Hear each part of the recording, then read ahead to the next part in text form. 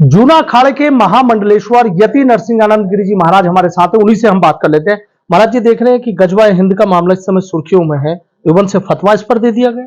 देखिए, गजवाए हिंद का मतलब पहले समझना पड़ेगा। गजवाए हिंद का मतलब है 100 करोड़ हिंदुओं का कत्ल करके भारत भूमि को कुफ्र और बुत परस्ती से पाक करके यहाँ के सभी काफिर और मुशरिकों को कत्ल कर देना, यह है गजवाए हिंद का अर्थ।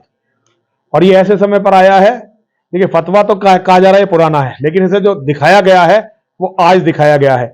गजवाए हिंद की तैयारी तो मोहम्मद के समय से ही शुरू हो गई थी। अरब के लुटेरों ने तभी तय कर दिया था कि एक दिन हमें भारत को लूट के से बर्बाद कर देना है, और 1000 साल तक हिंदू जो है इसका प्रतिरोध करता रहा। ये पहला समय है जब वैचारिक रूप से गजवाए हिंद के विरोध में कोई आया नहीं है। मुझ जैसे छोटे मोटे लोगों को तो छोड़ दीजिए आप, हमारी तो कोई ऐसी हैसियत नहीं है, हम कोई ऐसे बड़े आदमी नहीं, हम तो बहुत छोटे से आदमी हैं। भारत का संत समाज, भारत का राजनीतिक सिस्टम, भारत के सारे हिंदू संगठन इस टाइम बिल्कुल एक तरह से मृतप्राय पड़े हैं। गजवाए हिंद का घोष करने का इनका साहस ये बता रहा है कि ये समझ गए हैं कि अब हिंदुओं में दम नहीं रहा और ये हम सबके कत्ल की तैयारी पूरी कर चुके हैं। तो ये बहुत निंदनीय है।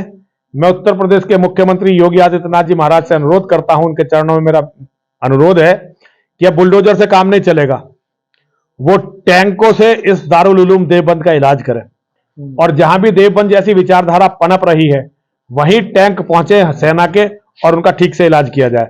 अब यह देश साधारण तरीके से नहीं सुलझेगा, अब तो आर्मी को अपनी पूरी ताकत यहां दिखानी पड़ेगी, लगानी पड़ेगी, तभी शायद हो सकता है ये देश बचे, वरना उन्होंने तो अपनी लड़ाई की तैयारी पूरी कर ली है। लेकिन अभी तक भी जैसे कई दिन हो गए हैं, एक सख्त एक्शन की, एक बड़े सख्त एक्शन की जो उम्मीद की जा रही थी वो नहीं हुआ। क्या उसके पीछे लगता है?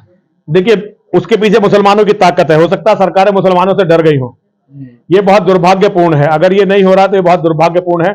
मैं सरकार से मांग करता हूं, योगी आदित्यनाथ जी से विशेष रूप से मांग करता हूं कि कड़े से कड़ा एक्शन, ऐसा कड़ा एक्शन कि गजवाए हिंद नाम का शब्द इस्लाम की डिक्शनरी से निकल जाए, ऐसा एक्शन करके योगी जी दिखाएं। लग रहा है आपको होगा ऐसा एक्शन? देखिए, मेरी तो उम्मीद है कि योगी जी करेंगे। योगी जी ने बहुत सारे लोगों पर बुलडोजर चलवाया है। अब न्याय किसी की हैसियत देख के तो होना नहीं चाहिए कि भाई अगर उसी काम को ये कर रहे हैं दारुल उलूम वाले तो कुछ भी नहीं होगा, और उसी काम को कोई छोटा मोटा आदमी कर रहा है तो सारा सरकारी अमला जाके बुलडोजर चला दे। अब ये योगी जी की परीक्षा है। अगर योगी जी इस परीक्षा में फेल होते हैं तो हिंदू समाज को समझ लेना चाहिए कि दिन बहुत बुरे आने वाले हैं।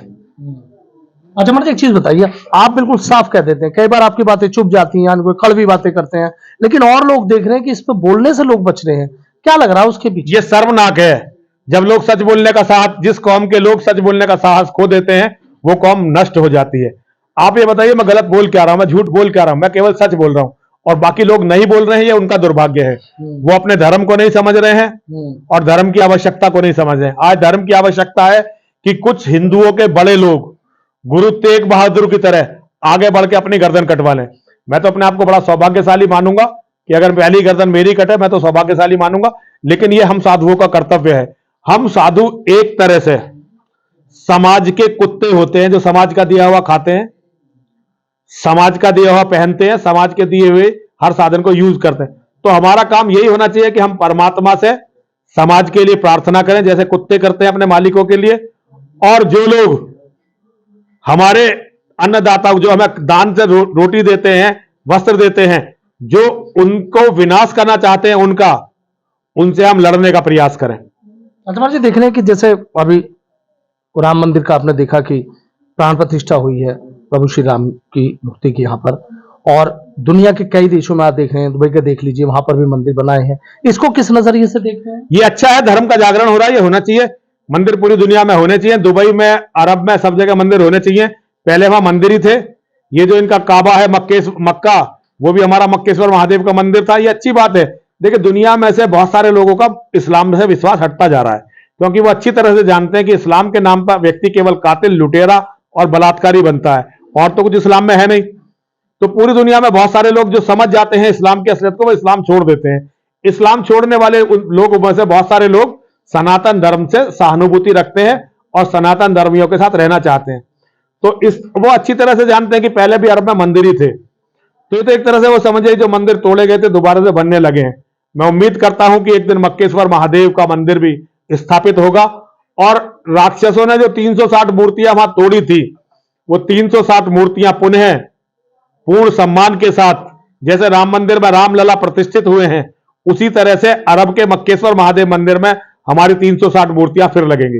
अच्छा महाराज, एक बताइए कि जैसे चुनाव पे थोड़ी सी बात कर लेता हूँ। लोकसभा चुनाव आ रहे हैं, नजदीक है, कभी भी तारीखों का ऐलान हो जाएगा, क्या लग रहा है चुनावी नतीजे? देखिए, मैं अच्छी तरह जानता हूं कि बीजेपी जीत रही है इस बार, 24 में बीजेपी जीत रही है, लेकिन मेरी नजर 24 पे नहीं है, मेरी नजर है 29 और 29 के बाद पर। बहुत चांस है कि 29 में भारत का पहला मुस्लिम प्रधानमंत्री भारत को मिले। अगर 29 में यह नहीं हो पाया तो 34 में तो जरूरी हो जाएगा, और उसके बाद गजवाए हिंद होने से कोई रोक नहीं सकता।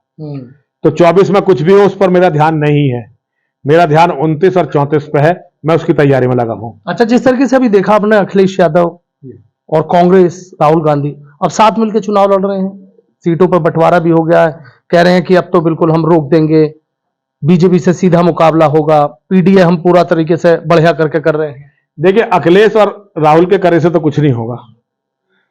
अभी हिंदू जनता जो चाहेगी वही होगा। हिंदू जनता चाहती है योगी जी प्रधानमंत्री रहे तो वो रहेंगे, हिंदू जनता चाहेगी कि योगी जी प्रधानमंत्री बने तो योगी जी बनेंगे। राहुल का और अखिलेश का कोई अस्तित्व ऐसा खासा बचा नहीं है। नहीं लग रहा कितनी कोशिश कर रहे हैं वो न्याय यात्रा निकाल के चल रहे हैं?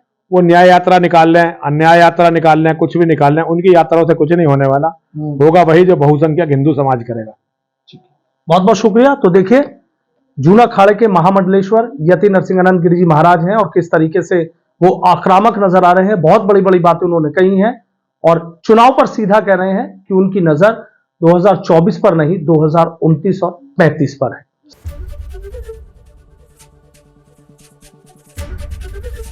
एबीपी गंगा, खबर आपकी, जुबान आपकी।